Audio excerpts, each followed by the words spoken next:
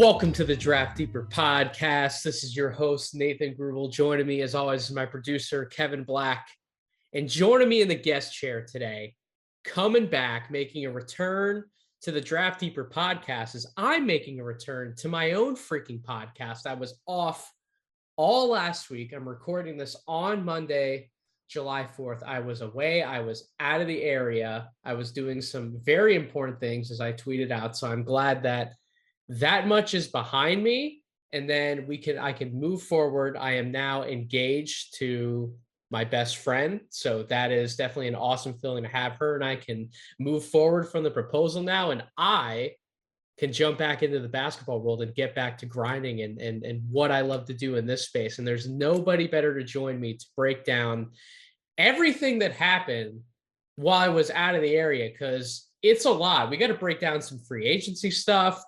We got to break down some trades, and we have to look forward to the Summer League sicko conversation. If I use the word sicko, that means Maxwell from the No Ceilings Collective is joining me for a podcast. What's up, buddy? Not much, man. I am so glad to be here. Congrats on the engagement, by the way. Thank you. I am disappointed. You said that you're engaged to your best friend. I was hoping I was your best friend. I understand if you're picking her over me. I get it. I guess I'm just a little lower in the hierarchy than I thought, but we're gonna put that behind us. We're gonna still have a good podcast, and yeah, there's just so much to discuss. I'm really excited for this one. So I was originally going to do two separate podcast releases this week, but Maxwell wanted to hop on with me, and we're going to give you a twofer in one episode. We're going to cover, as I said, we're going to cover the free agency updates up to this point. We're going to cover some trades that happened. And then we're going to do, if you listen to Zach Lowe's podcast, he does this all the time where he comes up with his 5 most interesting fill in the blank. And we're going to do that with Summer League squads. I've prepared a list. Maxwell's prepared a list. We don't know which teams are on each other's list, but we're going to break down the 5 Summer League rosters that interest us the most. I have some honorable mentions. I'm sure we're going to hit on virtually every interesting team, but we wanted to do the podcast that way to spice it up a little bit. That way we're going into this, we don't know what we're talking about and what's going to happen. But Maxwell, what we do know happened is bombshell last week, before the moratorium period even technically opened on Thursday at 6 Eastern. We get the Woj bomb.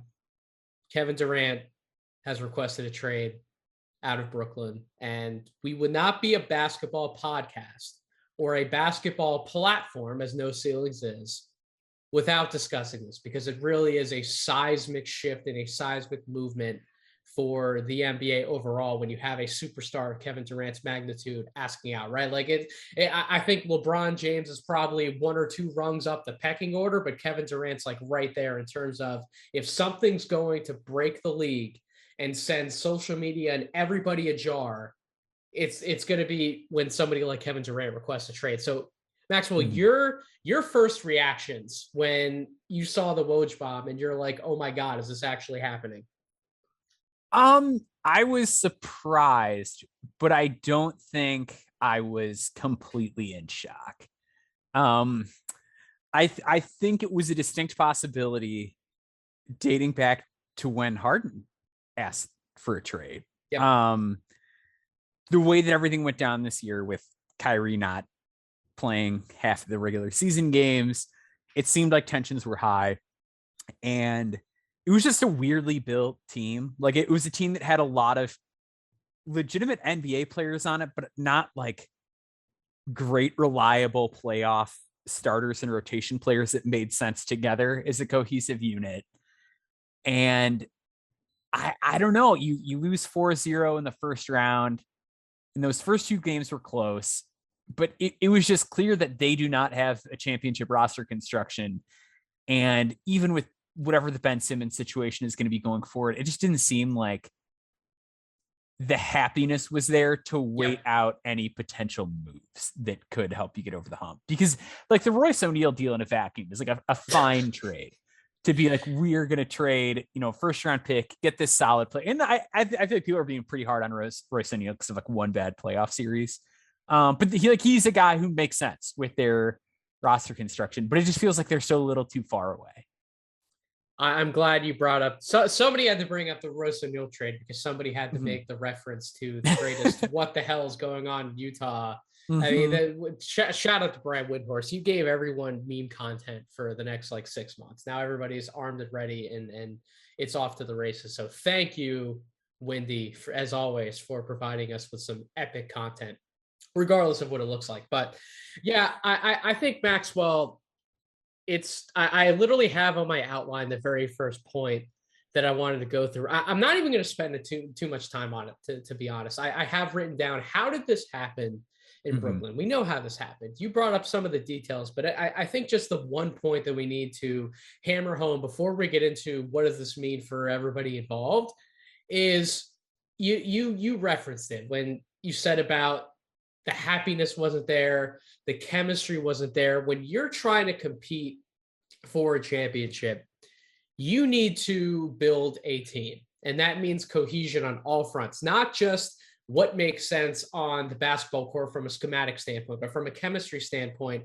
Do all of these people want to be here? Is everybody aligned under the same roof, fighting for the same goal? Are the players aligned with the coach, who's aligned with the front office, who's aligned with the owner? Are all of those things in place? And currently in Brooklyn, I think everyone kind of sort of had a little bit of a different agenda, right? Like Mhm. Joe Tsai clearly signed off on, listen, we're going to pay whatever money it takes. We're going to use whatever assets we can. We're going to try to build this mega team that can contend for a title and ultimately win. And Sean Marks was like, okay, I'm going to do the best with what I have, given Joe Tsai's permission to go accomplish this goal.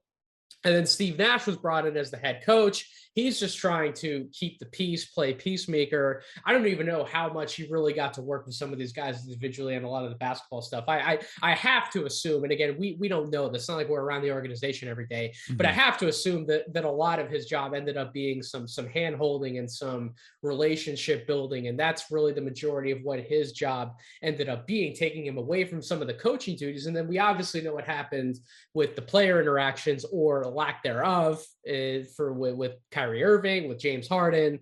And then ultimately, I think Kevin Durant's just like, screw this. I've had enough. And quite frankly, I don't blame him. And I know that some of the narrative around KD is that, oh, he's running away from another team. He doesn't want any leadership responsibilities, blah, blah, blah, blah, blah. Well, I get that, but I don't see it that way from Kevin Durant's point of view. I see it as somebody who he stuck through thick and thin. He came to Brooklyn because Kyrie had ultimately pulled him in that direction. They didn't go sign with the Knicks, they signed with the Nets. And he tried to team up with one of his good friends and make it work from a friendship standpoint on the basketball court. But basketball is also a business, man. It's not just about, oh, we're best friends, we're going to make this work. It's what makes sense and how do you get along with people from that business standpoint, and how do you get along with them, and how can you make it work on the court? It's not only about being buddy buddy when it comes to chemistry. It's also about understanding what needs to be done and being aligned for the same goal from a business standpoint. And that it never happened in Brooklyn. So now we're here. We have to live with the results of an epic collapse. I mean, this is within 2 years. We're talking about everybody pretty much being gone. And we'll get to some Kevin Durant trade proposals in a second. I have a bunch written down, and I'll be very curious to get your thoughts about some of them, or if you just want to go a few different directions with some trade proposals. But I mean, the simplest domino I think that's going to fall, but as of us recording this podcast, the domino actually hasn't fallen yet. I'm a little shocked that Kyrie Irving is still on the team. He opted into his option, but he's going to be on his way out. And everybody's talking about him going to the Lakers. Like a potential package for a Kyrie trade to the Lakers would be the Kyrie Russell swap, which is being talked about, which is that is hysterical in and of It's itself. That part of it's hysterical. it is like the funniest trade idea in the history of the NBA. Kevin Durant's coming back in with Russell Westbrook. Oh wait, never mind. Kevin Durant's on his way back out again from Russell Westbrook. That makes it even funnier. But it essentially be Russell talking about some 2027 and or 2029 first round picks for Irving, and then obviously one of Joe Harris or Seth Curry would have to go out the door, I would imagine. Joe Harris would be the guy to go out that door, not necessarily Seth Curry. There's different ways that trade can work, but ultimately it's about Kyrie going to the Lakers to pair up with LeBron and Anthony Davis and Maxwell. I'm assuming this is going to be a really simple answer from you. Like, I don't see Kyrie really making a difference for the Lakers. At the end of the day, they still don't have depth. They still don't have a full roster, and they're still not going to be able to guard anybody. So I don't really know what difference that would make for the Lakers. And I don't even know if Kyrie's definitely going to be happy going out there. I mean, I don't really know what's going to make Kyrie fully happy and being on the basketball court at this point anyway. So like I guess you're getting off Russell Westbrook, but I don't really see you getting back as much as people would like to think of Kyrie going there in return. Okay, so here's my whole thing with Brooklyn, and it goes back to a tweet that I saw from our own Corey Tulaba the other day. Should Brooklyn just like say no, at least for now, to Kevin Durant in the trade request? Because the headline is that he is asking for a trade, not that he has demanded a trade, not that he will hold out or not show up or anything like that. I don't think that he's the type of guy to sit out or hold out. Or I just think he cares too much about playing basketball and like proving that he's still one of the best. And then on the Kyrie front, I know that we just went through this whole thing where apparently they reached around the league and nobody had any interest in Kyrie and whatever. Kyrie Irving as a basketball player is worth so much more than Talon Horton Tucker, that stupid 2027 first round pick that we hear all about, and Russell Westbrook. Like there has to be better value, and it might not be there right now. I will give you that. If the interest is that low, maybe right now there's not, but I can't imagine that by the trade deadline, some team won't think, you know what, maybe if we just had Kyrie Irving, that could put us over the top. So like that Lakers deal to me, I couldn't do it. Like, oh, it's shit. It's could not shit. stomach that. Yeah, I agree. I can't pull the trigger on that. So I'd really just try to stand pat as much as possible. If things become combustible, then you deal with it. But I am more than comfortable just waiting this out if I'm Brooklyn, but particularly with the Kyrie thing. Like, I just think his value is going to be too high. As far as him helping the Lakers, I mean, he can't hurt. Like, this is a team that did not make the play-in. So I think adding Kyrie, just getting a little bit more dynamism and just getting, I feel so bad because Westbrook has been so great for so long, but I do think having him out the door would just help. It's going to be more spacing on offense. It's a more reliable, consistent creator. It's someone else who can make tough shots in the mid-range, which is an area where Westbrook's really just seen his game kind of fall apart. I mean, defensively, it's not doing you any favors really, but I don't think it hurts. I think it definitely makes your team better than it was last year. I don't know that it's meaningfully better. I don't know that you're making it to the second round or conference finals, but I think you're definitely not a worse team. And that's really the answer. That last part is what I was looking for in a sense. So like this isn't a move. Even if you get Kyrie Irving, I don't think it's going to put you over the top to actually come out of the Western Conference and really contend for a championship. Like I don't trust Kyrie anymore. I don't trust Anthony Davis anymore. His health is just he just can't keep it together at this point. And now you're asking Iron Man LeBron, who has even had a little injury bug or two over the last few years, to just, be this awesome Superman. I'm going to go out, score 35 plus points per game, nearly average a triple double, and I'm going to help bring everyone else along when there isn't as much there even behind those three, regardless of how great Anthony Davis and Kyrie Irving can be in a vacuum. Because I agree with you, they are arguably top 10, top 15 players in the NBA. You could have three of those guys on one roster. And usually when you have three of those guys on one roster, you're getting to the second round, you're getting to a conference finals, and you're really putting yourself in position for a championship if you have 3 to 4 other guys on the roster that you can trust. But I don't see that. I don't see that. And I'm a Lonnie Walker apologist. I'm happy for him. I'm glad that he did get a chance to get out underneath Pop's doghouse and go play elsewhere. I just don't see anything the Lakers are going to do at this point that's going to push them back into championship contention. But that being said, getting back to the first point that you wanted to make, aside from my question, I agree with you that I don't think Kevin Durant's the type of guy who would do the ugliest of ugly things to force his way out of a certain situation. But at the same time, I do see him maybe getting to a point where he gets a tad more aggressive than he is right now because of exactly what you just said. The dude just wants to hoop. He doesn't care about the distractions. I don't think he wants a lot of the noise. I know that he may go on social media and pop a few tweets off from a burner account every now and then, but I don't think he wants any of the distractions. I think he just wants to play basketball. And to your point, go and prove that he's still one of the best players in the league and he can be the focal point of a championship roster. I think that's really the reason behind him wanting to get out from under this Brooklyn situation. Is I don't think he sees this as getting any better or any less of a headache, even if they keep the group together.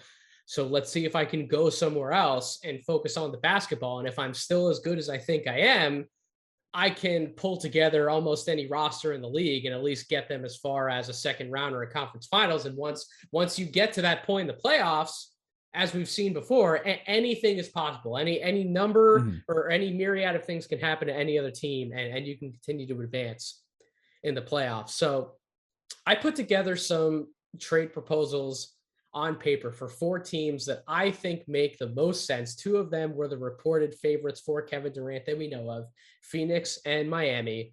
The other 2 I have written down, I personally think are the best packages that could be put together in the sense that we're going to give up what we feel Kevin Durant is worth, but we also have enough pieces left behind at the same time to really field a legitimately complete team around Kevin Durant to go possibly win another championship. So the Phoenix package and the Miami packages, Maxwell, I mean, we know what they're going to look like. They're going to be semblance of DeAndre Ayton sign and trade for Phoenix along with Mikal Bridges. You're going to give up 4 unprotected first round picks. You're going to give them some pick swaps. And Miami's a very similar package. You're going to give up the house. You're going to give Tyler Hero, Kyle Lowry, Duncan Robinson, and make all the money work. Maybe you have to throw Max Strus in to appease Brooklyn, maybe not. And then you're going to same thing. You're going to give up the multiple first round picks unprotected. And those are the packages of what it looks like for those contenders. Out of those 2 teams, Maxwell, which of those packages do you think makes the most sense in terms of you think there's enough left behind for Kevin Durant to properly contend in either conference? I think the Miami option out of those 2, like if I'm Kevin Durant, that's what I'm hoping for. Because like you still got Jimmy Butler, like you still have Bam in that case. I mean, in terms of just like pure shot creation, it's gonna fall a lot on Jimmy to kind of play like basically point guard for them. And he's a great passer. He would be the point guard. They're like, if you look at the roster, like there is no other point guard that it's you Gabe want Vincent starting, right? Yeah, it's like him and Gabe Vincent, which like it's Gabe Vincent, it's Victor Oladipo, who probably at this point is best coming off the bench, but really, it's going to be point Jimmy and Katie and Bam. Yeah, and I feel pretty good about that. I feel pretty good about those 3 guys. And Jimmy Butler, I had that really rough playoff performance a year ago. And then this year was just a totally different guy again in the playoffs. So I think you have to hope that you get more of that out of him. But I feel really good about a top 3 of Butler, Bam, and KD. Ideally, maybe you make some other moves, which is going to be really hard to do, but it is a team with like the best player development in the league. So if there's anybody that can just find some random dude to step in and give them is Nikola Jovic all of a sudden going to be the savior for the Miami Heat, as our good buddy Nick would like to think? He could be. I would not feel very good about him playing in a playoff game after just seeing his summer league defense. But yeah, I would feel better about the Miami deal because like I really like Ayton and Bridges, and it's nice to get that giant haul of picks back and the swaps and things like that. I think where it gets a little dicier with that type of a trade is that I worry about getting an extra star in the door, because I think like Ayton and Bridges are still better suited as like your 3rd and 4th best guy, barring some sort of unexpected development out of both of them. So you're basically having to package those picks and hoping somebody else wants to play with them, or that just the fact that you are a big market gets somebody else to sign there. And even then, like just financially, you're in a pretty difficult spot as far as like building a real true blue title contender with that roster construction. So just taking the Miami package, I don't know. I feel pretty good about just like basically having young Tyler Hero. Lowry's going to be gone, and I'm basically just starting from scratch, and my cap sheet's going to be pretty clean once Lowry and Duncan are off the books. So and I can do what I did before and just take in bad contracts and get picks for them. So Phoenix is still the favorite. Yeah. And if Phoenix puts together the package, and that is the package that they send out the door, you have Chris Paul, who he keeps getting older. We don't know when he's going to fall off the proverbial cliff, as Max Kellerman would like to say. You have Devin Booker, you have Kevin Durant, and you can probably hold on to Cam Johnson. And then you have some interesting guard / wing options as backups. But your big man rotation as it stands, Maxwell, would be Dario Saric and Bismack Biyombo, because Ayton's out the door. Are we is the perimeter offense just going to be that good to where whoever plays the center spot is not going to matter in the slightest, or do you still see that as potentially problematic if that's where Kevin Durant yeah, I mean, you definitely don't feel good about it. I mean, you constantly hear all the time that the center position isn't actually that valuable, and you can just find these guys in a trash heap. So it would be a great test case for people that have that line of thinking, to see if they could just find some guy who can step in and be a league average replacement level center, and hold their own, because I think that's a lot harder and more valuable than a lot of people tend to think. Yep. So yeah, I would not feel great about it. I would have to hope that either somebody becomes available on the buyout market, or that I'm able to swing some sort of other deal down the road, and get somebody that I feel better about through the door. Because yeah, just on its face, I'm not crazy about that. But the rest of the roster is fantastic. Like, you really are just one strong piece away there. So the other two packages that I wrote down, I absolutely love either of these destinations, because I feel the best about the depth that would be left behind if either of these two trades happen. So the first one, and Maxwell, I think for what we were talking about before the podcast, you would like the Toronto Raptors trade for Kevin Durant as well. They could build a package, and I know this is going to be a point of contention. I know you're going to get into this in a second, but the package I put together would be Gary Trent, OG Anunoby, and you could throw in a contract like Ken Birch, for example, to make the money work. And then you're giving up all the picks. If you're Masai, you're giving up 2023, 25, 27, 29 unprotected potential swaps in 2024 and 2026. So you're quite literally mortgaging your entire draft future with those guys to go get Kevin Durant. There is the giant elephant in the room if Toronto is going to step into the sweepstakes, which it seems like they has from some reports that came out. It seems like Kevin Durant could possibly be open to going there. And by the betting odds shifting, I think Toronto's absolutely in play. But the elephant in the room would be, does Scotty Barnes have to be in the trade? And you feel strongly that he does. So do you think it's possible for Toronto to still pull off the ultimate Houdini deal and keep Scotty Barnes? Or do you think that if this trade does happen, like, regardless of how you feel, you think that he would be in the deal? I wouldn't accept a deal without him in it if I'm Brooklyn. Just straight up. Like, all the picks are nice. And, you know, there is, like you said, at some point, Kevin Durant will not be Kevin Durant anymore, or he will no longer be on their team anymore. So yeah, on paper, like, it's great to have those picks, especially once in the future, those could really pay off. I need your best prospect.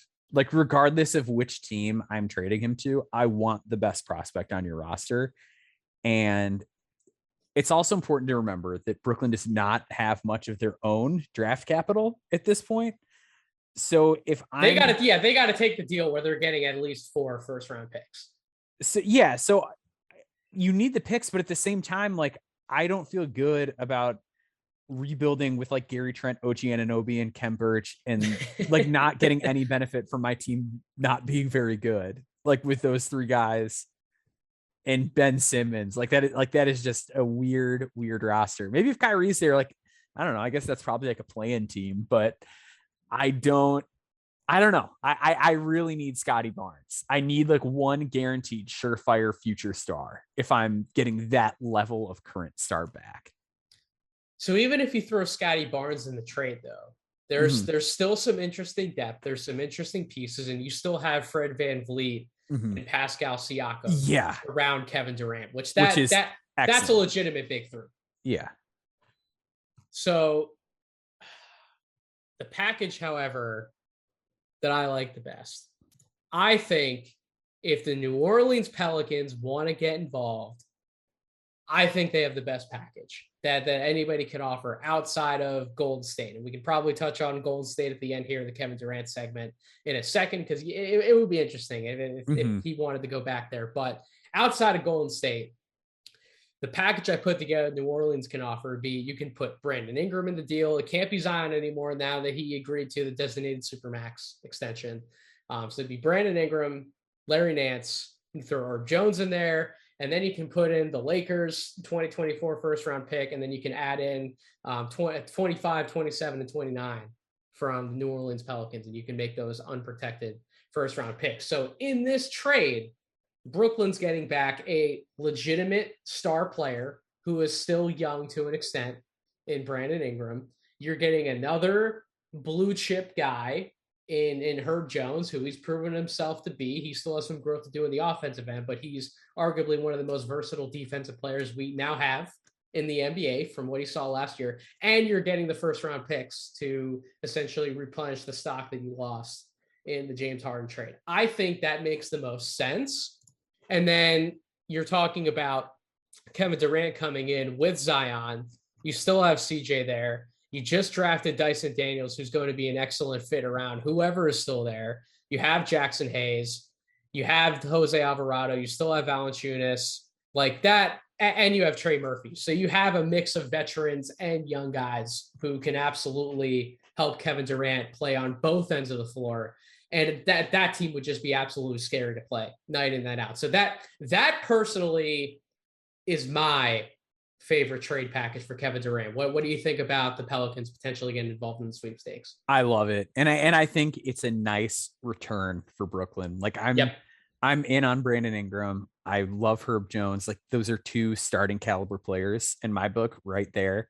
One of whom like is, somebody's made an all-star game in Ingram. I'm a big Larry Nance guy still too. And you're getting some really nice draft picks back. I mean, that Lakers 2024 that first could be really good. Crazy. Yes. And same with like the Pelicans picks down the road. I mean, 5 years from now, who knows? Like who knows? Especially depending on how this goes. If it goes really bad, maybe Zion wants out, maybe he's gone even by 2025. Like, would that shock you? Just based on how the NBA is currently, if in 3 years Zion Williamson is no longer in the Pelicans. Like there's some real upside to this deal, and it keeps you relatively competitive right now, and it keeps your cap sheet pretty clean. So like if someone's just like, hey, I want to play in a big market, it's like, well, Brandon Ingram's already there. Like it's not like I'm going to go to just a dumpster fire and have to start from scratch. Like I think this is a real nice deal for both sides. I would agree. So those are kind of the packages that I put together that are seemingly on the table. It seems like all those teams are at least making the calls, trying to get involved in the sweepstakes. The last team, as I mentioned, would be the Golden State Warriors, who there's apparently reported interest on both sides that this could possibly happen. Golden State could put together a monster package. They have their picks. They have any number of young guys who they could throw into the deal. And you could even put Andrew Wiggins into the deal. So you get an established wing player, one of the most important positions in the NBA. You can have your poo-poo platter of young guys and draft picks. So from a package standpoint, Golden State is armed with the best assets out of any team in the NBA. Do you actually think Kevin Durant would go back to Golden State? Like, do you actually think that he would do it?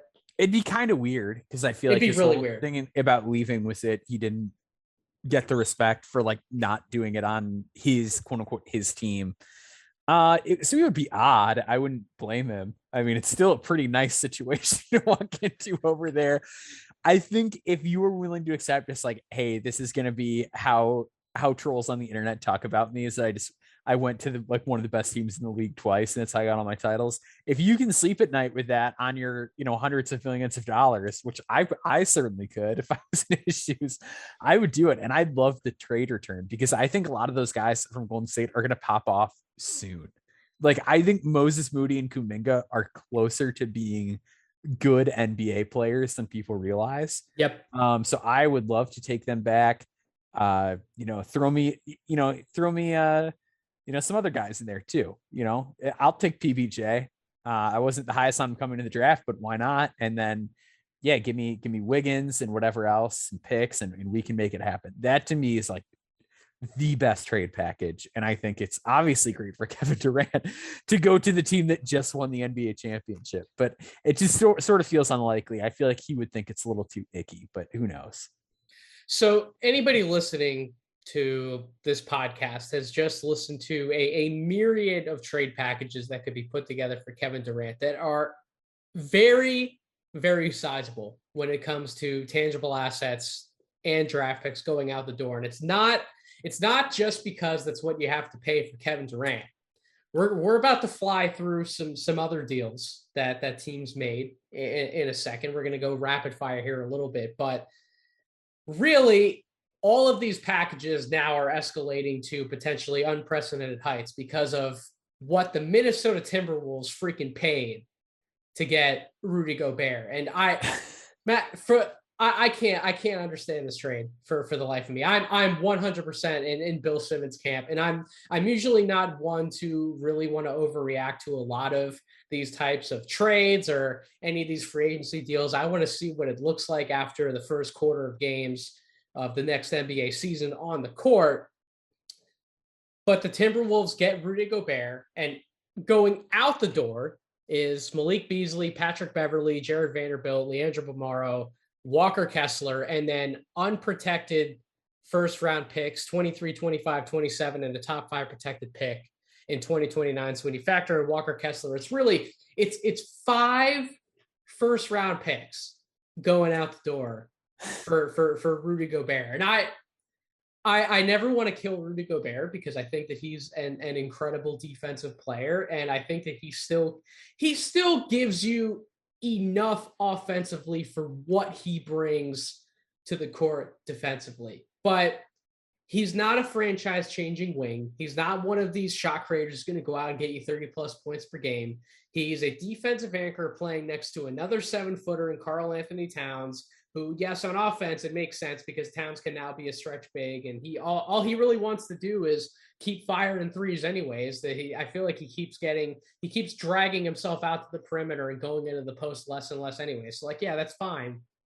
But defensively, you're now asking Towns to kind of be like a floater going out to the corners, potentially being more active on the perimeter. Like, I understand if you want to put Gobert down middle to kind of just hold everything down and anchor the paint defensively and basically make the other team try and beat you in making perimeter shots, which is hard to do because now you still have D'Angelo Russell there, you have Anthony Edwards there, you have Towns. Like, those guys are going to be bombing threes and they're going to make a good amount of them.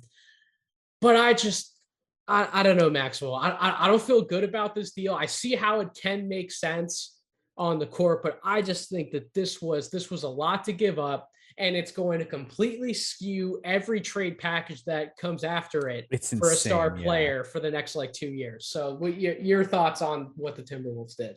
It is a wild amount to give up for a guy that does not significantly raise your ceiling. Like, this is the amount that you put in a trade for somebody who gets you within reasonable punching distance of the NBA championship. Yep. To give up this much for a guy who maybe gets you one round further in the playoffs if everything clicks, and even that's not a guarantee given the landscape of the West. I just feel really terrible about it. I think it puts a pretty firm cap on their floor, because even if Edwards has a bad injury or Towns misses a big chunk of the season, I think it does prevent them from falling out of the play-in or anything like that. But I do not see it. And the thing with Gobert is he's obviously older, but when he signed that contract, there were people that were like, I don't know if you can pay that much money to a guy who just offensively he plays a very simple offensive game. And he look, everyone makes fun of the screen assist things, but he is legitimately one of the best screeners in the NBA. He's very good at finishing around the basket. He's low maintenance. He's not going to do anything dumb, but he is, again, just a very simple offensive player. And I just can't justify giving up that much ever for anybody when that is what their offensive game is, and they're on the decline at the same time. He is not going to get any better. He is not going to have, real developments to his game at this point. I I think it's nuts. I just think it's way too much, considering that like Anthony Edwards is still young. Like I would want to keep picks just to try and swing Yep. and see if there was anybody else I could get on my team that might help us out substantially. But now that's kind of out the door. I'm not a fan. He doesn't fit the timeline at all, which I know that's not everything, but if you were within, again, striking distance of a title, I could live with the timeline being a little bit wonky if I thought it gave me a chance to win a championship this year. And I do not think they have one at all. I would be stunned if they make a conference finals. And I don't think you can be giving up that kind of capital when you are that far away, especially for somebody who's not going to change things for you to that level. The screen assist thing is 100% valid. And if Gobert's the only big on the floor, I can absolutely see how that can make Anthony Edwards' offensive game that much better. But how does this make Towns better? Like how is this providing value for Karl Anthony Towns on the offensive side of the floor? And like, regardless of how you feel about Anthony Edwards possibly being the now number one guy in Minnesota, given what he was doing against the Memphis Grizzlies, Towns is still your unquestioned second best player on the roster, from at least from an offensive standpoint. I don't see how having Gobert on the floor at the same time makes him any better. And like, if you want to just stagger the rotations and you're able to mix up the minutes and only one of those guys is really on the floor, like that's fine. But when you're making a trade with the assets like this, Maxwell, you have to make a deal with going into this thinking we're going to put this big three together, but that big three has to be able to play on the floor at the same time for large chunks of minutes. And I don't see how Gobert possibly makes things any easier for Towns, at least on the offensive side of the ball. That's because I feel like so much of the talk about it is just like, oh, well, defensively, like now you just have a bigger rim protector, and like, oh, you liked Jared Vanderbilt there. Well, this is like a bigger version of Jared Vanderbilt. I feel like that is how so much of it's boiled down. Where offensively, like I just don't know that it really moves the needle at all. Like you're just a little bit better defensively in the regular season. It remains to be seen if you're actually any better in the playoffs. You're probably creating like 3 to 4 easier shots per game because of the screening by Gobert. Yep. For Russell and Anthony Edwards and possibly one other shooter. And like that's what you're doing with Gobert on the floor. Like, is that enough? Even if all of those shots go in, are those 9 to 12 points per game really going to push you over the edge in playoff series to make the difference to continue advancing to the Western Conference Finals? And my answer is no. So here's like the one kind of weird thing I've been thinking about a little bit.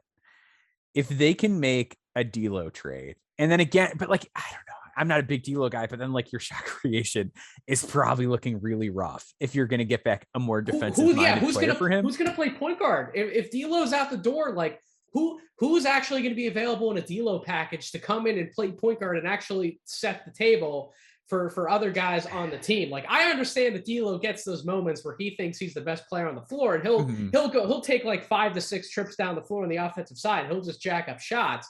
But there's also plenty of minutes during games where he's actually setting the table for others. Like, he is not a bad passer. So who else is going to get everybody involved on the offensive side of the ball if you're trading D'Lo? Like, there has to be another legitimate guy lined up to do that. Because the one thing I was going to say was like, I feel like there's a way, but I just don't know who the thought exercise was, if you trade D'Lo, maybe you can move Towns to the sort of defensive rover role that D'Lo played last season to kind of hide his deficiencies as a defender and just allow him to sort of float on that end. But then, if you're trading D'Lo, then like who else are you bringing in that can bring you a modicum of shot creation? Because you're probably getting somebody worse back because people don't want D'Lo. I don't want Towns playing any sort of rover role. Like Rudy's best in drop coverage. You want Towns essentially playing the same role. He just doesn't protect the rim and block as many shots as Rudy Gobert. But you do not want Towns having to shuffle his feet on the perimeter and play all of this defense in space, because he's never really shown the want to go be a defensive playmaker. He'll do his job. Like he will be a big body to contest guys when somebody's one-on-one on him in post against, one of these other centers. But like, oh God, it doesn't make a lot of sense to me. And Mhm. I feel so bad for Metcalf. Like, I think Metcalf probably Yeah. hates the package, and he kind of indicated that to us a little bit. Like, yeah, I don't know, man. That's really, to me. It wasn't even. I agree with you. I was surprised about the Kevin Durant thing. I wasn't shocked. That Gobert trade actually shocked me. Like, that threw me in the back of my chair, and I was like, what the hell? As Rich Eisen's show would play, the hell is going on here? Like, that's really the moment of that in the offseason for me. It was stunning too, because I know at one point Matt Moore had a tweet that was like Bulls center news incoming, and I was like, oh, maybe like Utah is just going to tear it down and they're going to take the like Pat Williams, Kobe White, and a few like deep future first round pick and Vucevic package or something like that. Like I really thought like that was the Bulls center news you're going to get, and not like they signed Andre Drummond and Rudy Gobert has been exchanged for a king's ransom of draft picks and like some decent young players too. Oh my God. Holy smokes, Minnesota. You really, congratulations. You blew the doors off the offseason. Some other moves slash teams that we're just going to go through really quick, and then we'll get into the meat and potatoes of this podcast. What we really came here to do. Malcolm Brogdon to the Celtics, yay or nay? Oh, yay. Phenomenal deal. He's injured Highway a lot, robbery, brother. but yeah, I mean, you give up, a guy who was like your fourth big and somebody who doesn't play and a draft pick that won't be that good to get somebody who's a phenomenal ball handler and is somebody who is probably not going to have turnover issues. And that's been a big thing that's plagued your team. And is also just a good scorer and a good shooter and can play off the ball. Like that is a phenomenal deal. You do that every single time. Jalen Brunson to the Knicks, 4 years, $104 million, yay or nay? I'm totally fine with it. So like it's a yay for me. I don't really understand what the Knicks are building, but like I don't hate the contract. There are worse ways I can imagine the Knicks spending that money. I agree with you in that it's a yay, and that I would want Jalen Brunson on my roster. It's just as I talked about with Rucker on a previous episode, we were trying to recap a lot of the draft stuff. I don't know what the Knicks are doing. We don't know what the next mystery move is. So I guess it's sort of like an incomplete to an extent, but in terms of just having Jalen Brunson on your team, I'll give it a yay. Bradley Beal and Zach LaVine signing their super max deals. Beal 5 years, $251 million. Holy shit. LaVine 5 years, $215 million. Yay or nay on those deals? Nay on Beal, yay on LaVine. Okay. I like Bradley Beal has like sneakily just become a worse and worse shooter every single year for the past 6 years now. You know what really threw me back about Bradley Beal was when I saw the ESPN graphic, the stat comparisons last year, and Beal had some injury troubles last year, but the stat comparisons between him and James Harden, and we gave James Harden all of the crap that we did last year for being out of shape and then forcing his way to Philly and then not being as productive as we wanted him to be in Philly. Like, James Harden was a much more productive player last year, ultimately, than Bradley Beal. Like that scares the crap out of me. If we're giving the Sixers all this crap, you better not extend Harden for the full 5 years. Why are you giving Beal that many years and that much money? Yeah, and he's just a horrific defender. And like you mentioned some of the injury stuff too. Like that dude is like one bad injury away from like being horrible.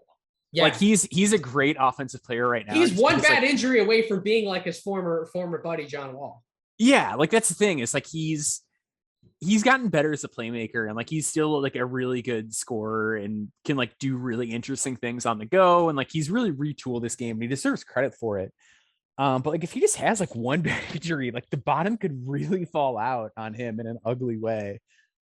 And like I'm already not sure like what he looks like on a title team, and I think Washington's just like fine to be Washington.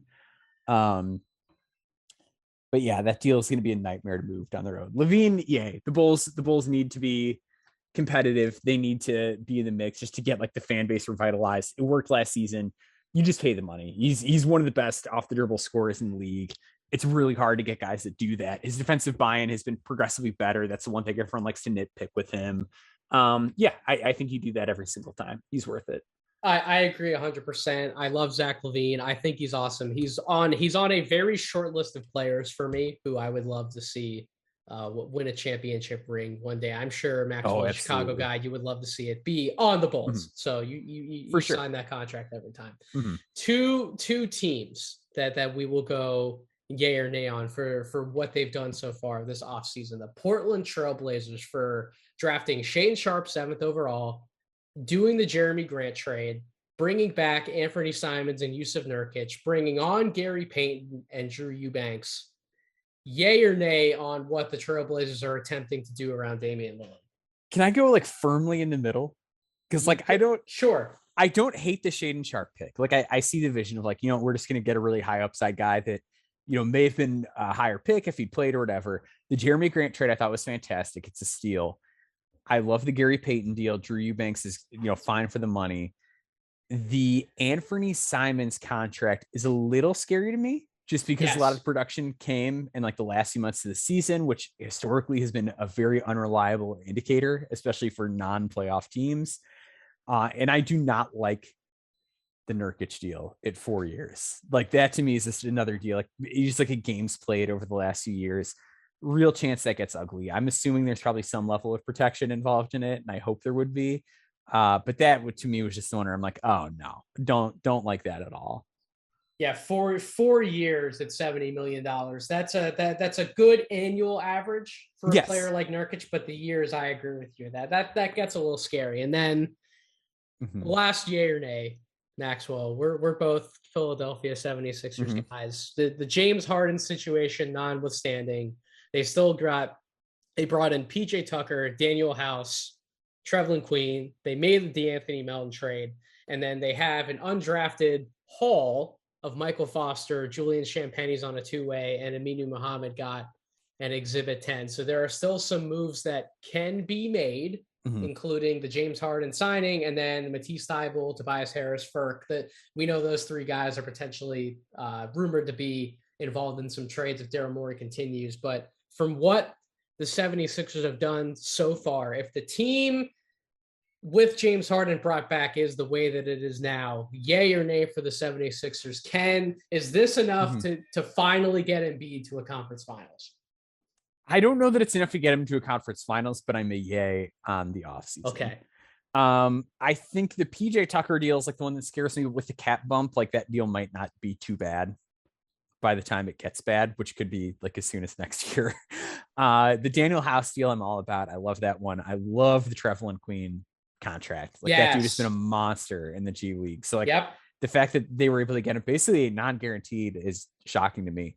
Love the Melton trade. Love the undrafted free agency haul. Love the Michael Foster idea, even if it doesn't pan out for them, if it's a down the road thing. Really like Champagnie on a 2-way for them. Like to me, like a guy who might find time right away just because he knows where to be on defense and he can shoot. Like there's a real chance that I mean it's Doc Rivers, so probably not, but like he's gonna play in some games and he's gonna not embarrass himself, I think. So yeah, I'm ultimately very pleased with it. I don't think there was anything that really made me feel queasy other than maybe the length of the PJ Tucker deal. But now that we know what we know about the cap, I'm not as worried about it.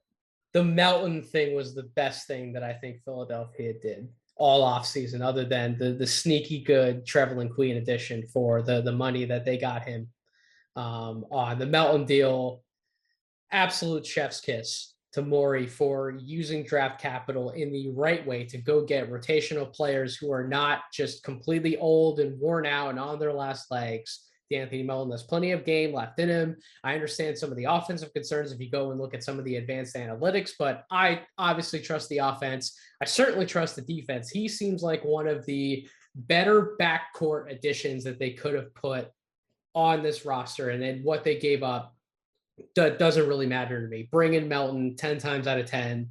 I'm also a yay on the Philadelphia 76ers offseason. And I know for a fact I will talk about the Philadelphia 76ers again on this podcast feed. Don't worry, just because we're not doing the deep dive now. I promise we'll get there. But those are some free agency / trade housekeeping points that needed to be addressed. Maxwell, it's time to move on to what we really came here to do on this podcast, our 2022 NBA Summer League preview. This one's for the sickos. I don't think I did a full Summer League preview last year in terms of trying to look at some rosters / storylines. But as I mentioned at the top of the podcast, I chose My 5 most interesting teams / rosters. I asked Maxwell to make a similar list. We don't know which teams are on each other's list. So I'm going to try and run through Maxwell's teams. We'll see if one of his teams that he mentions did make my top 5. I also have 7 honorable mentions outlined because I think the Summer League's just going to be fun as hell. I put together my most interesting team / rosters based on storylines carrying over from the draft or from year 2 players. I was really looking for the storylines that I think are going to be most relevant to carry into the NBA regular season. That's how I wanted to rate some of these. So even though I might not have a team a part of my top 5, I might have them in an honorable mention. It doesn't mean that I'm not going to enjoy watching them in Summer League because I watch as much Summer League as possible. I just feel really good about the 5 that I chose for a number of reasons for each. But Maxwell, like I said, I'm going to start with you. We're going to go through your 5. We're going to go one by one, dissect each of them. We'll see how many teams cross over on each of our lists. So your first team that you want to bring up is one of your most interesting Summer League rosters. We're gonna go pretty paint by numbers here as far as like where we're starting. The Oklahoma City Thunder. Okay. Did not make my top 5, surprisingly. Really? Did not make my top 5. They're an honorable mention for me. I'm gonna love watching them. I love what they did in the draft, but why are they on your top 5? Okay, well, number one, just we're gonna watch Chet Holmgren play basketball. Yes, we are. Yes, that's number one. I don't know like how much we're actually gonna see of like Trey Mann. I would assume probably not much. But Ousmane Dieng is really interesting to me in Summer League because he finished the season so strong in Australia, but he was on a very bad team. And like a lot of that production came like late in those games where they weren't super competitive. So, and the other thing with him is in France, he played for an academy team that played up. So we've seen very little of him just competing against similar competition on like a team that is competitive against players his own age. It's just been a lot of being thrown at the wolves against grown men for him. And not that the Summer League competition is a grown man, but they're closer in age to where he is. So that's really interesting to me. Giddy, again, like another guy I don't think is going to play more than like 2 games. But Aaron Wiggins is just like an interesting guy who's on the fringe. I'm intrigued to see what he does. Santa Clara, Jalen Williams coming off a hot combine. Very intriguing to see if he still just looks like a cut above to the degree that he did there. And then the undrafted free agent bunch of Gabe Brown, who's really exciting and can shoot, and is going to have these other shot creators to kind of set stuff up for him. And sort of a sneaky one, a guy I really didn't like as a prospect, but I think in this context makes a lot of sense, is Jaden Shackelford from Alabama, who the defensive tape is very, very bad. But he is a guy who can really shoot the ball and he can rebound. And Oklahoma City loves guys that just like rebound and start the break. And I think he can do that. And if he gets hot, I wouldn't be shocked to see him like land some sort of deal out of this entire thing. He's also going to have a myriad of opportunities to prove himself in the catch and shoot game. As you said, we all know he can shoot the lights out. He will have the opportunities to do so with how many shot creators this Oklahoma City roster actually has coming into Summer League. You mentioned Giddy. We know Chet Holmgren can handle the ball on the break, make some interesting passes in transition. I have a really, really sick question for you, Maxwell. I'm curious your answer to this.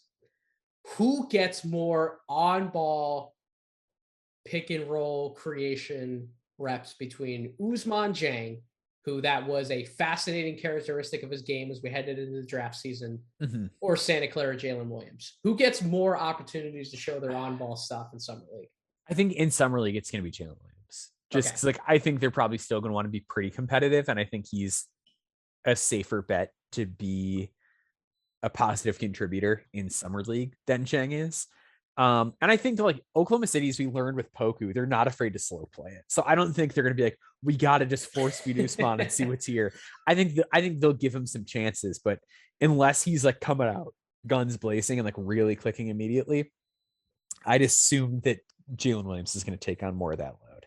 I would agree with you, although I would love to see Oklahoma City just say screw it and rip the Band-Aid off and It would just be let fun. Jang absolutely run wild, because And if he's hot, they might.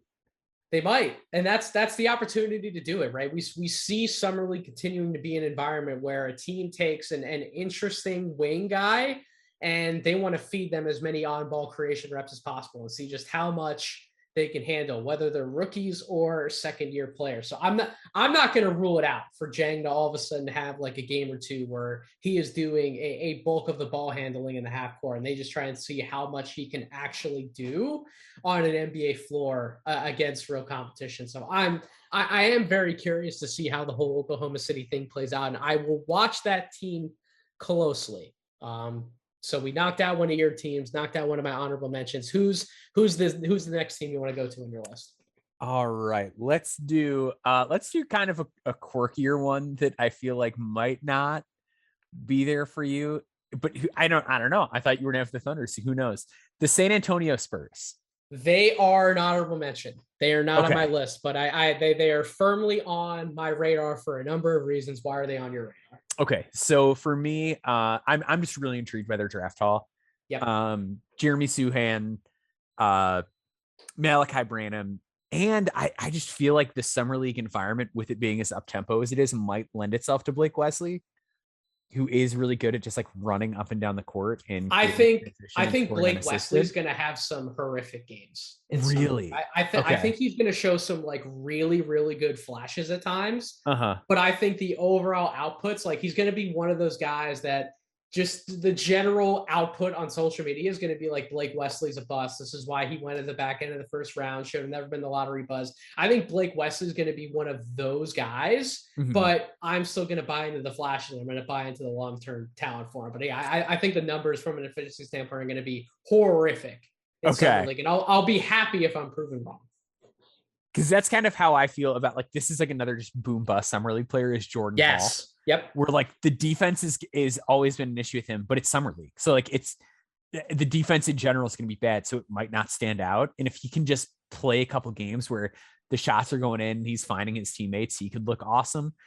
Very intrigued to see Dominic Barlow playing against a higher level of competition. Super, super intrigued to see what Josh Primo looks like. Yep. After he was like good in summer league last year, if I recall. And now coming off a great G League season, looking super promising. And then just like the deep cut sicko stuff of like the tire kicking of Robert Woodard is something I really enjoy here. Like this is a team that is really thin on the front court and just like needs bigger bodies. And like Robert Woodard has basically been an idea like from the time that like he was a draft prospect, just because like he's never really been a consistent outside shooter. But I love that they are trying with him. Like that is absolutely the kind of guy that Oklahoma City should just be checking to see if there is anything going on with him. And Sasha Stefanovic, like a great 3-point shooter who might have a couple games where everything just goes in and he looks like he could stick as a sharpshooter at some point. I feel like with a lot of those kind of players, they don't actually make it into the league until like 3 or 4 years down the road. But this is just like a really fun team with a lot of interesting storylines. Was Stefanovic a Portsmouth guy? I know you watched. I don't recall seeing him play at Portsmouth off the top of my head. Okay, I feel like he was probably, if he wasn't, that's fine. I honestly I'm not going to remember everybody who was at Portsmouth off the top of my head, but I feel like he would have been one of those guys. The Spurs, like I know the Spurs always send the legitimate scouting contingent to Portsmouth. I feel like he would have been one of those guys that they walked away like, yeah, we're obviously not going to draft this guy, but like we're going to roll him into camp. We're going to see what happens with somebody like Stefanovic. I do agree with you. If I were going to put the Spurs in my top 5, Maxwell, it was going to be because of some of the deeper cuts. You mentioned Dominic Barlow. You mentioned Jordan Hall. One of my least favorite prospects of all time, Darius Days, is on the Summer League roster. And then Kyler Edwards is also on the Summer League roster. That's just like a really interesting quartet of guys who I strangely think all of them will have NBA opportunities. If not next season, they're going to get him down the road. Why do I feel like Darius Days is the least San Antonio Spurs player of all time, yet he's somehow going to find a way to be on the roster next year? Yeah. That was like a really surprising just like fit pick for me. Cause like all of his flaws are stuff that the Spurs generally don't take guys that have those. So maybe it's going to end up being a really good fit, but That's an interesting one. And then you mentioned off the top, obviously Jeremy Sochan is going to be really fun to watch in the summer league setting. I think Malachi Branham. See, it's going to be the tale of two different tapes. I think Blake Wesley's going to struggle. I think Malachi Branham's going to be really freaking good summer league, and everybody's going to walk away like, why did this guy go at pick 20? Why was he not a lottery pick like a lot of the people on draft Twitter, us included, pegged him to be closer or in that range? I think Brandon's going to be a big, red hot, the summer league kind of guy, and he might actually bow out of those games quicker than initially anticipated. So that's two teams off your list: the Oklahoma City Thunder and the Spurs. Who's next, Maxwell? Let's go ahead and do the Golden State Warriors. Yep, they are on my list. Let's do it. Why are they on yours? Because they have a ton of interesting talent. It starts at the top with Moses Moody. Moses Moody was number 5 on my board last year, and he just dominated the G League this past season. Like, he rocks. Like, he's just great. Super excited to see what he shows in this environment. I wouldn't be shocked if him and Kuminga get shut down pretty early. Yep. But the rest of this roster is just really fun. Allegedly, James Wiseman is going to play. Yep. But even if he doesn't, I like Pat Baldwin, another guy where I'm just that's the number one storyline that I have written down underneath Golden State on my sheet is Patrick Baldwin. What does he look like in summer league, and how much offensive responsibility do they give him? I think will be very telling. Yeah, so I really want to see him in this environment. I want to see role. I want to see, like, are they going to do some of the stuff that Milwaukee did and try to like force him to create on the ball a little bit and see how it goes when he's surrounded by better teammates and doesn't have defenses collapsing on him all the time? Or are they going to kind of ease him in and just say like, hey, we're going to let everybody else do that, and you can kind of just work your catch and shoots and just kind of work the role that we ultimately envision you playing on our team. But also just like the overall fun factor with this team, like Lester Quinones, like I just want to see that dude hit threes and do his little guitar taunt. Like, I want to see that. Caleb Ledoux is just, he's a gunner, like took 6 threes a game in the G League this year and hit 40% of them. Interesting guy, an excellent interview done by you in the No Ceilings podcast feed. If anybody hasn't listened to that, go look that up on the feed. For sure. And then like the two just like total wild cards of Jacob Gilyard and JD Note, who are like going to average 7 steals a game each in summer league. And like Gilyard kind of has an interesting shot making bag, and then like Note might like be the first player released from their summer league team for taking too many shots. Like, I'm just so excited because like he's so fun. Like, JD Note is going to take some bad shots, and that's the JD Note experience, but he's going to make somebody miserable. Like, some other team is going to have a point guard that is just like, I just want to get through this game, and JD Note is up in my grill and I cannot put the ball on the floor. He is guarding me the entire length of the court, and I am having zero fun in Las Vegas because he is guarding me. So like, there's just so much fun with the rest of the roster. I think like your real intrigue is like, you have the Palace intrigue of what is Pat Baldwin. You have the immediate NBA impact interest of Kuminga and Moody. And then you just have a whole lot of fun with guys like Gilyard, Quinones, Ledoux, and Note. Like, that is just a blast. You didn't mention the one guy who I wanted to have you on regarding the Golden State conversation for, a guy who I did not talk about on this podcast feed, yet I was watching him go shot for shot with Keegan Murray in their first California Classic game. Where the hell did Guy Santos come from? Maxwell? Where did he come from? I skipped over him. That's my bad.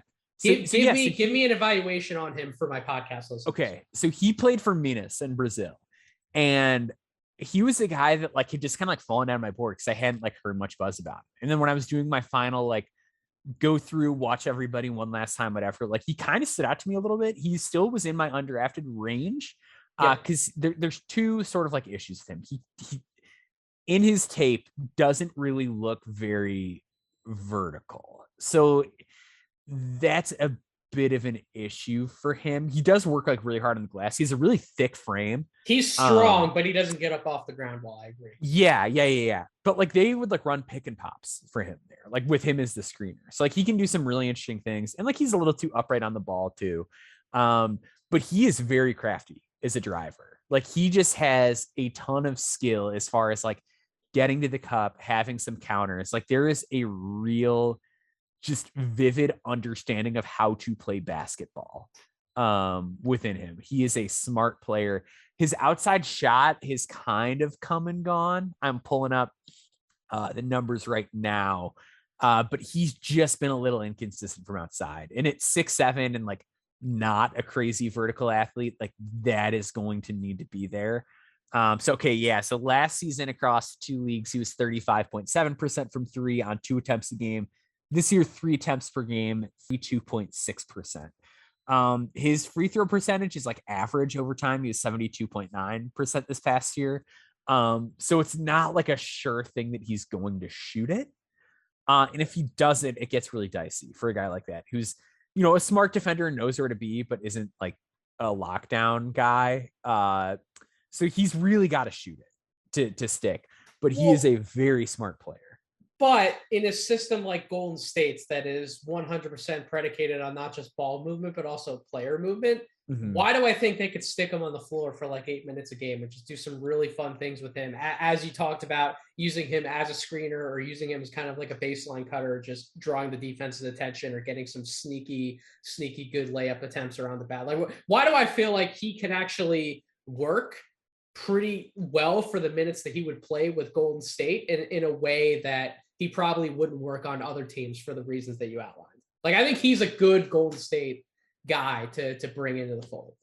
For sure. Yeah. And that's true. Like they do have that advantage of other teams. Like when you have Steph Curry and you have the spacing that he creates, there's a lot of creative ways that you can use a guy like that. So, and like, he's a pretty good passer is the other thing too, where like, it wouldn't shock me, like the way that they use the short roll a lot, like there's a lot of stuff there for him too. And like handoff sets, like there's ways that they could squeeze some juice out of him.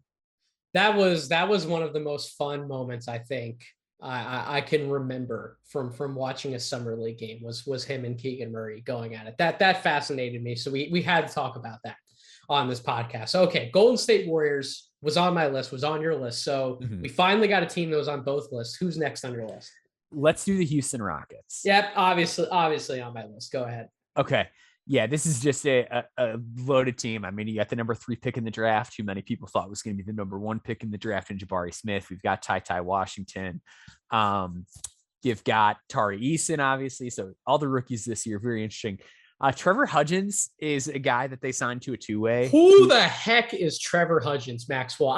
Rucker and I did not know who he was on our draft recap. I'm like, I'm sure Maxwell knows who he is. Please, who's Trevor Hudgens? So he played at Portsmouth, and he's 6 feet tall, which is like but he played at Northwest Missouri State, Division II. I believe he led Division II in scoring and 3-pointers made. He can really shoot the ball. Like he is a really, really good shooter. He's a very solid decision maker. He doesn't have a ton of wiggle.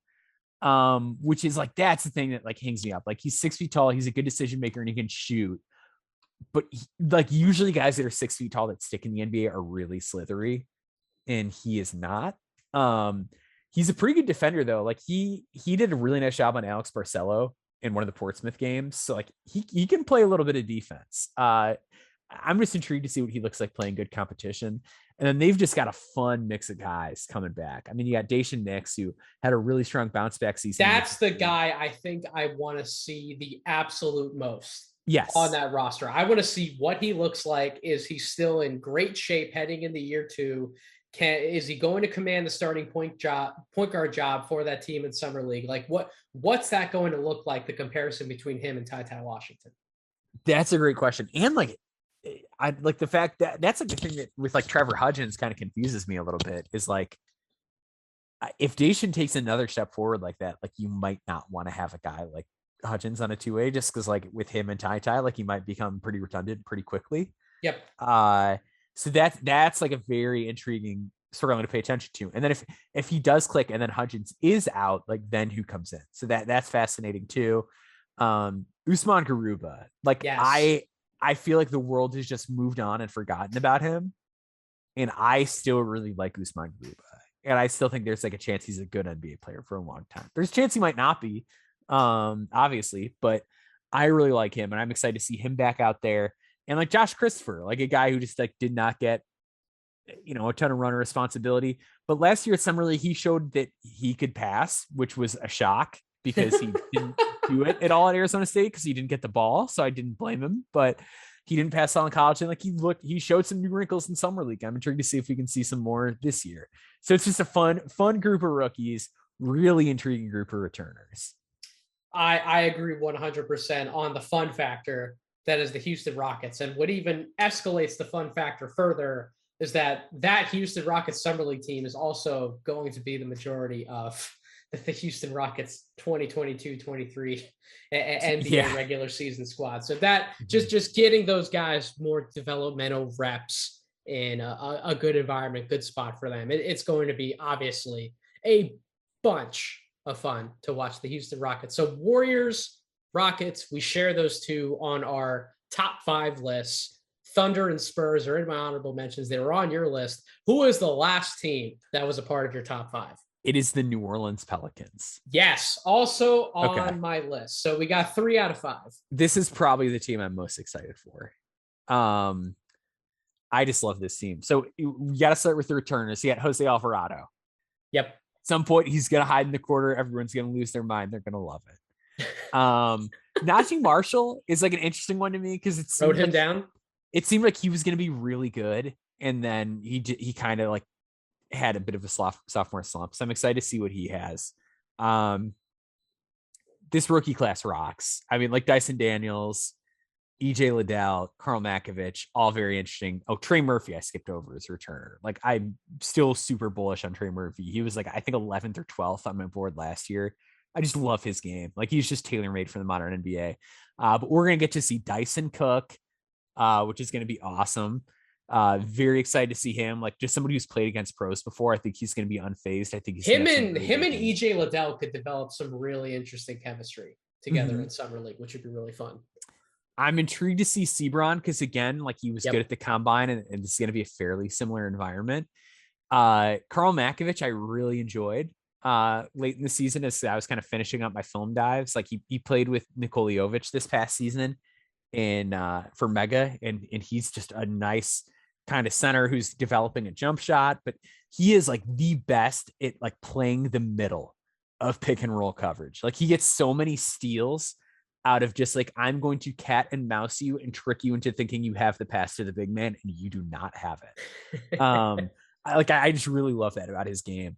And then like just some interesting flyer type guys. Amadou Sue played at the Tampa Combine, and he cleaned up and dominated as like a 6'9" big man who doesn't shoot at all. Like those type of guys generally don't make it in the NBA, but they usually do really well in things like Summer League and the G League. Love that we're seeing John Petty Jr. again. I wrote down we're getting John Petty minutes. I'm very excited about that. Like, it's still a guy I am holding out some hope for as an NBA player.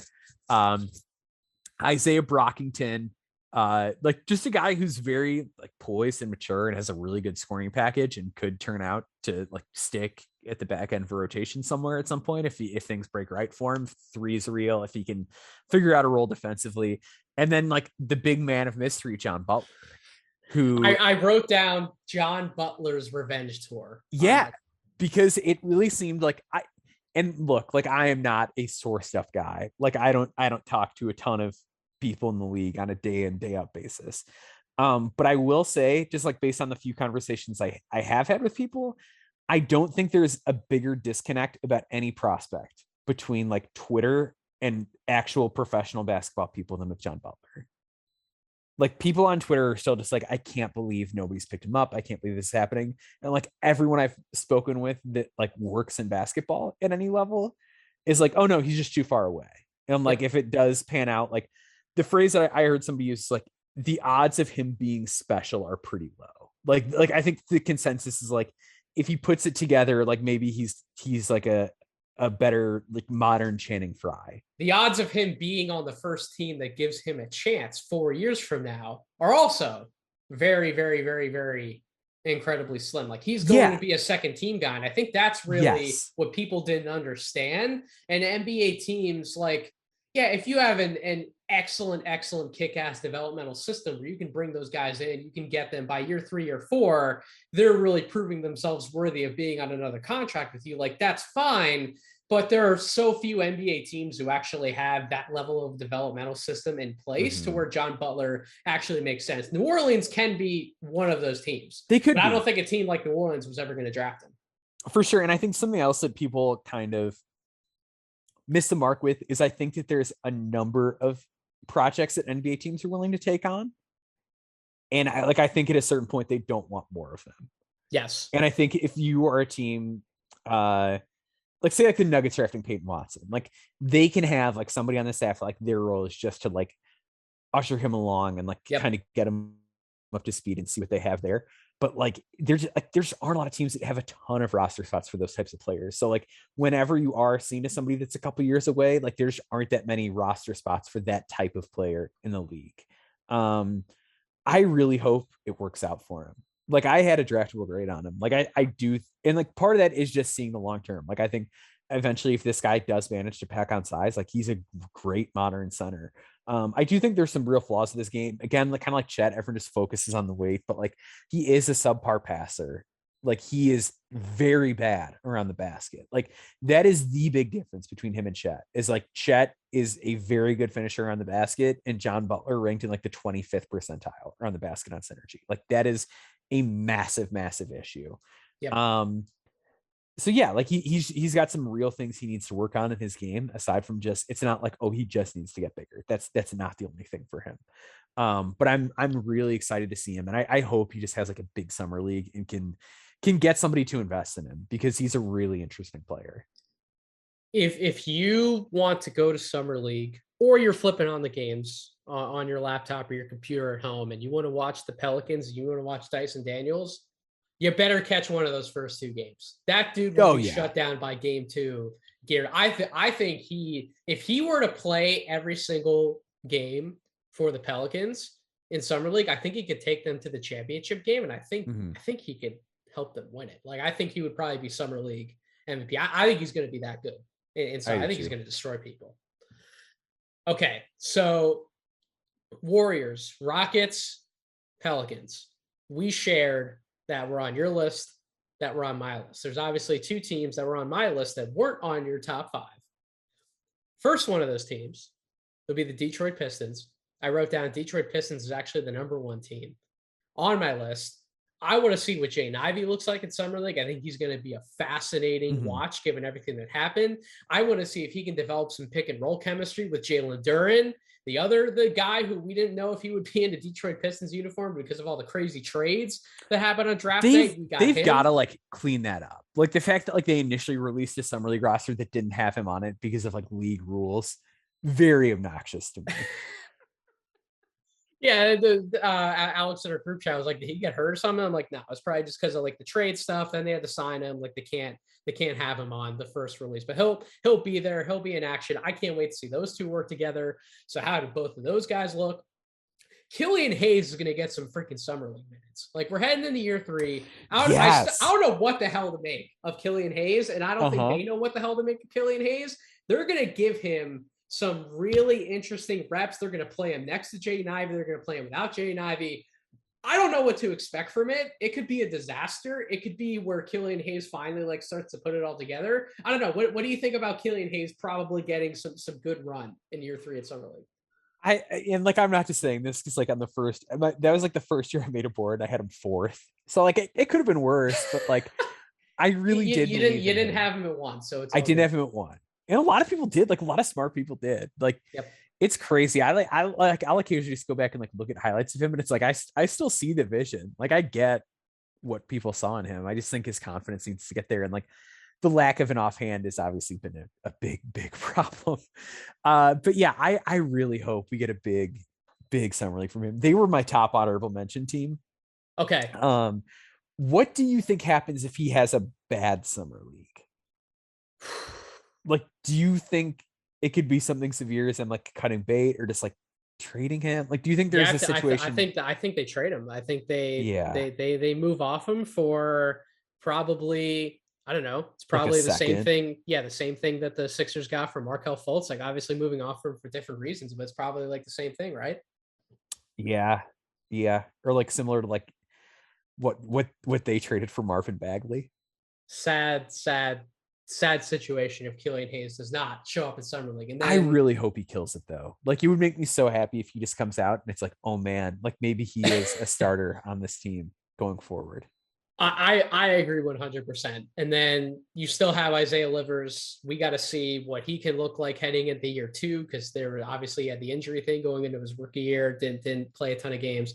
And then the last name I have written down, I love that Miami backcourt that we had this past college season of Cam McGusty and Isaiah Wong. We're gonna get Cam McGusty, Detroit Pistons summer league minutes, Cam McGusty swagger. Let's freaking go. I'm all for it in a summer league setting. I know that Cam McGusty's absolutely a Maxwell deep cut. Well, and yeah, and they got Charlie Moore too Yep. from that same team, like the undersized Yep. guard who played it, I believe, at DePaul for a long time. So yeah, Cam McGusty rocks. Cam McGusty's super fun. A guy who like might just go off and score a bunch of points one game. And like he has such a deep bag that like, because he's 24, like he's older. So he's just got a much more polished game than a lot of these guys. So like, yeah, he didn't have the draft buzz, but I think it's just because guys his age tend not to get drafted. But he's gonna go out and he's gonna style on some dudes that were picked. Yep. The other kind of interesting subplot for me is like, is there gonna be a two-way sharpshooter battle? Because they brought in like Buddy Boeheim and Kyle Foster, who are both just dudes that launch threes. I was going to try to make it out of this segment without mentioning the Boeheims for Nick's sake and No Ceilings, but yes, we can talk about the Boeheims. Yeah, I like Jimmy Boeheim popping up on a summer league deal was stunning to me. But Buddy, I kind of get like Buddy's analytical numbers are really good. Like if you think there's a chance that he could just be on the floor defensively, I get why you would try him out. But it was interesting to me that they brought in like both Buddy Boeheim and Kyle Foster, who are kind of the same type of player. Like they're just guys that are going to launch a ton of threes. And I wonder if that is like, do they want to have one of those types of guys? And is that very much just like we're going to see which of the two of them is better and keep one around? And then the last team that I had on my list that I'm actually a little surprised that you did not have this team as part of your top five. Because if you were to have your own podcast, Maxwell, I could see you calling it something, like Kevin Wildes has the Kevin Wildes Weird and Wonderful. Yeah. First things first. Like I could see Maxwell's Weird and Wonderful podcast just working out successfully because of the draft sticker that you are. The Memphis Grizzlies are on my list. Top five. What does Kennedy Chandler and Jake LaRavia look like? Can they develop a little bit of some interesting pick and pop chemistry? They got Vince Williams Jr. on this roster. EJ Onu and Kive Aluma are going to be coming along for some fun. Mm-hmm. We got a Xavier Tillman sighting somehow on this summer league roster. And then, listen, man, I'm all for very interesting second round draft picks / undrafted signings of guys with maybe some weird bodies who you don't understand how they quite fit in the league. They got David Roddy with that 23rd pick in the first round that I still don't understand. And they got Kenneth Lofton Jr. Yep. Same freaking roster. Like, I don't know what to make of this group, but I am fascinated to see if all of these guys can hit for the same summer league team. I am too. And like, you got former Sixer two-way player Dakota Mathias on the roster too. Still one of our guys. We still got to root for him. Yeah, really, really fun team. Yeah, as you mentioned, some real prospects who like could potentially make noise right away. I know Memphis is super deep, but like there is a world where LaRavia's playing. There's a world where Kennedy Chandler's getting minutes. Like there are guys on this squad who could see time right away. And like Zaire Williams, another guy who I think will play like one game and then leave. But it would be really interesting to see if he could just like have a mind-blowing game and just go out and beat the brakes. 32-point game, and then he's just then he's just enjoying some cocktails somewhere in the summer league setting. All right, so that's my top five. We went through your top five. I have some honorable mentions written down. Like I said, Thunder and Spurs were in my honorable mentions. Orlando Magic, obviously, we're going to want to see what Paolo Banchero looks like as the number one overall pick in the summer league setting. Can he be the offensive engine in summer league that we think the Orlando Magic are drafting him to be in the NBA regular season? Do you think he's going to show that much stuff in summer league, Maxwell? I think he will. I think in summer league he's going to look really good. Like I just think his scoring package is so polished and ready, and like when defense is something that's his focused on, I think people are going to come out of summer league and be like, of course Paul was the number one pick. Like I think that's going to be the consensus around him. And then New York Knicks I wrote down because they got John Montero running point for them in summer league. They drafted Trevor Keels. You still got McBride, Grimes, Sims coming in for some fun. Quentin Rose, shout out Temple University. He's going to get some run for them. And then MJ Walker's also a really fun wing addition for the Knicks summer league team. I wrote down the Clippers because I think Brandon Boston and Jason Preston going into year 2, I think that's a fascinating duo to monitor. I love the Moussa Diabate draft pick for them. And Michael DeVoe. I think Michael DeVoe is going to have some fun on that summer league Clippers team. I think he could be somebody who it would be really interesting to see a little bit of a camp competition if he's able to stay with the organization between him and Preston to push Preston heading into year 2. I think DeVoe's gonna get a lot of buckets in summer league. So I wrote the Clippers down. The Indiana Pacers we can't forget about with Ben. The Pacers are a fun one. Yeah. Yes. Go through why the Pacers are a fun one. So the Pacers were an honorable mention for me too. Kendall Brown, like another guy who's just kind of made for that environment. Yeah. But then like just some like fun odd guys like Fan Bozang, like if he shoots could be really interesting. Terry Taylor, who was the guy that like everybody just missed last year, even though Terry Taylor and Dwayne Washington coming in for some fun. Yeah. Washington, another guy who like just earned a contract. And then Nate Hinton, a dude who I loved coming out, is like just this rebounding tough guard on a 2-way for them. Really hoping he makes it at some point. And then Tevin Brown, who was one of my guys. Yeah, just an awesome shooter who can bring some defensive impact as well. Jermaine Samuels, so like I loved going to the year and then kind of fell out of love with. I wrote that name down. I specifically wrote, what does Jermaine Samuels look like in summer league? Because Maxwell, he probably would have been drafted if he didn't shoot the ball like crap this past year. That's the thing. It's like been drafted. It really seems like he just had the yips this past season. And like if he is a guy who can shoot the ball like at 37%, like he did the year before this, like he is 100% an NBA player. Like if he is capable of doing that on a consistent basis, he will stick around the league. So if he can just like regain that confidence a little bit, I would be thrilled because I was so high on him coming into this season. And was kind of let down by him, but I would love to see that. But just, yeah, like that's an interesting story. Nate Hinton is just a blast. Tevin Brown, Kendall Brown, like there's just so many fun players on that team. And then obviously the headliners, Benedict Mathurin and Andrew Nembhard would be the headliners of that Pacers squad. And that's like the thing too, is like Nembhard lit up the combine. Yep. It's like, this is a dude with a world of momentum behind him who in a disorganized environment knows how to play an organized game and take advantage of the fact that everybody else is scrambling. And then he's going to have, at least early on, he's going to have Isaiah Jackson there to run kind of screen and roll and pick and pop with him. And like, that is going to be a thing of beauty. Yeah. Chris Duarte and Isaiah Jackson, we could possibly see minutes for. That's, I mean, I can't, I'd be shocked if Duarte played more than one game. I'd be shocked if Isaiah Jackson played more than 2 games. But yes, very, very early action from some returnees. So that Pacers, the whole unit is really fascinating to me. And then last but not least, the Philadelphia 76ers have to be in the honorable mentions. I didn't put them in the top 5 because I didn't want to be a homer. But I did the same thing. I really considered it. They're going to be on the list because their freaking roster, man.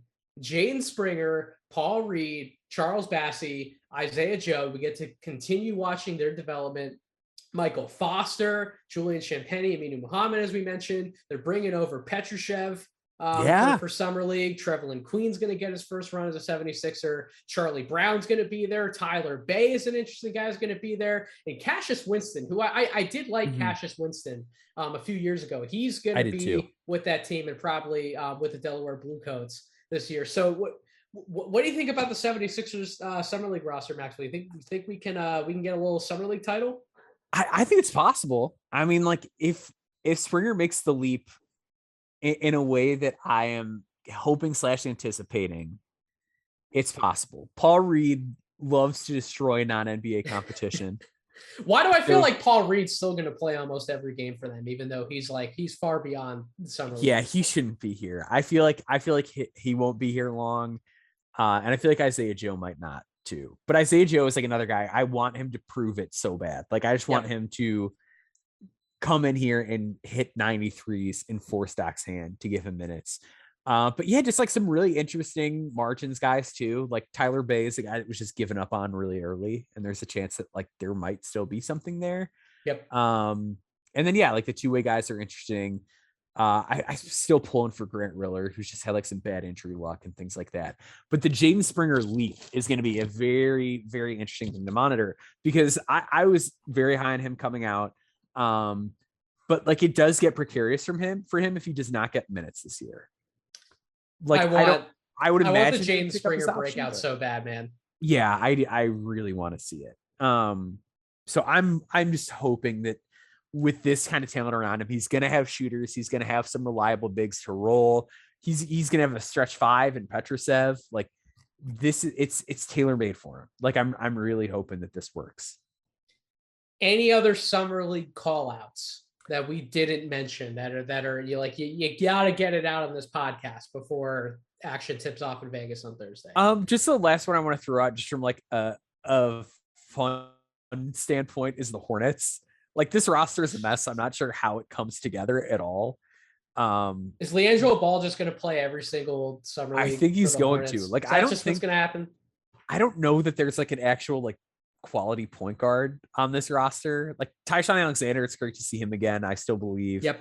But then just like a mishmash of like crazy athletes and defenders, like Mark Williams, Isaiah Whaley, JT Thor being on there. Bryce McGowan's is going to get buckets, but like Scotty Lewis, Kai Jones, like just the amount of like insane athletes on this roster and like guys who can get up and down the floor and run. It's going to be really fun. I wish they had like one point guard that I could feel really good about to tie this together. Like if Andrew Nemhard was on this summer league roster, it would have absolutely been in my top 5.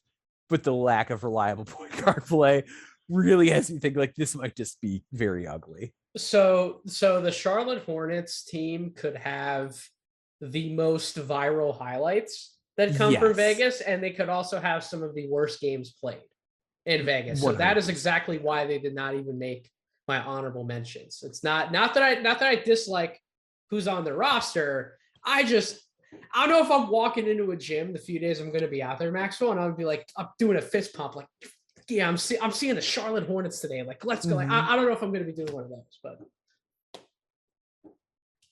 man. Oh man. Well, that's going to do it for this episode of the podcast. Maxwell, I'm glad that I had you here. We had to get the summer league takes out. We had to have some conversations about some guys that I needed your help on to give my audience some evaluations here. Just thank you again for taking all the time that you do, everything you do for No Ceilings, coming on this podcast, however many times you do. I really appreciate you being here. You're not my best friend. I'm not going to marry you, but you are truly one of my favorite people in this space. Even before you joined No Ceilings, I told you that on this podcast feed. So you are always welcome to be here to talk hoops. Make sure my audience knows where they can find you and everything you're doing. Hey, first off, I really appreciate that. You've always been super supportive of my work, and I always really appreciated that about you. And I love coming on the show. It's an automatic listen for me. So I'm kind of shooting myself in the foot. I can't listen to myself on a podcast. So I'm giving myself something I can't listen to. So that's a little heartbreaking. Take one download off the numbers automatically whenever I have you on. Yeah. So you can follow me. All my work is at No Ceilings, at No Ceilings NBA on Twitter, NoCeilingsNBA.com. My Twitter handle is at Baumboards. It's BAUM boards. So you can kind of follow me there. You'll get some stuff on the day-to-day. Anything I write, I'm going to share it there. So keep an eye out for that. And Nathan, I just hope that, a year from now, I'm coming back. We're doing the summer league preview, and you tell the world that I am now your best friend and your wife is now your second best friend. And that also does not cause any problems for you. But that's my goal for the next year. She does not listen to every episode of this podcast, so that could possibly be a insight goal for you, buddy. We might be able to make that happen. That's my goal for the next draft cycle. It's not getting better at evaluating players or anything like that. Oh boy. But one more thank yous in order for the audience who does listen to this podcast frequently. I'm very thankful of all the support that I got when I put that tweet out about my engagement, as well as everybody who will continue to listen to this podcast in the future. We grew so much over this past year. I had to take a little bit of a vacation, step away for a week, to just kind of unpack and then ultimately come back to the game that I love. But thank you for all the support you showed me in that week. But future episodes of this podcast, listen, you know where you're going to find them. You got to subscribe to this feed. Make sure you subscribe to Draft Deeper wherever you get your podcast, Apple Podcasts, Spotify, YouTube. Make sure you're following me on Twitter at Draft Deeper and following the No Ceilings Collective as a whole at No Ceilings NBA, and subscribe to the Substack, NoCeilingsNBA.com. I promise we will have plenty of content coming throughout the summer. I want to do a lot more NBA type content. I want to look at how some of these prospects actually fit on their teams. I want to talk to people who are very much so ingrained with some of these teams that made some interesting lottery picks. I want to do a lot more NBA content on this feed heading into next year. I think it's going to be really fun to mix in some of that along with the eventual 2023 prospect talk, which it will come on this podcast feed. Don't worry. But over the summer, I'm sure everybody like Maxwell and Rucker and Corey and they're going to dive in to all the 2023 stuff, myself included. They already did start doing that on our Substack. So if you didn't catch those 2023 draft preview articles that we put up at the end of last week before the holiday, go on the Substack, check those out. Fantastic writing. And actually, Max, so I got to do one more promotion, buddy, because by the time people are listening to this podcast, you're going to have a very special piece up on the No Ceilings Substack. Just to give a little bit of a teaser for that in case they hear this episode first. Yeah. So dropping, tomorrow based on when we're recording this. So it'll be up Tuesday the 5th. Is my piece on why I write about the draft. You had written one previously. We had a great one from Nick as well. And it was kind of my turn to follow suit. So I wrote a lot about it, and it's a pretty heavy piece. So kind of keep that in mind. I'm normally not like a heavy writer at all. So keep that in mind going in, but I just wrote about kind of my life and basketball's place in it, and why this side of basketball appeals to me so much, as far as like player evaluation and scouting and any young players. So go check that out. Again, it's a pretty heavy read, but it's something really personal. It's something that meant a lot to me, and I'm excited to share it with everybody. I love it, man. I'm going to look forward to absolutely reading it. So everybody definitely go check that out. Check out this episode. Make sure you're following us for all the Summer League content that we're going to have coming out. We're going to be at Summer League. I can't wait to get out to Vegas and see some of these guys in person and talk to people and make some more incredible content for all of you guys. But until then, thank you all for listening. I hope you all have a wonderful rest of your week.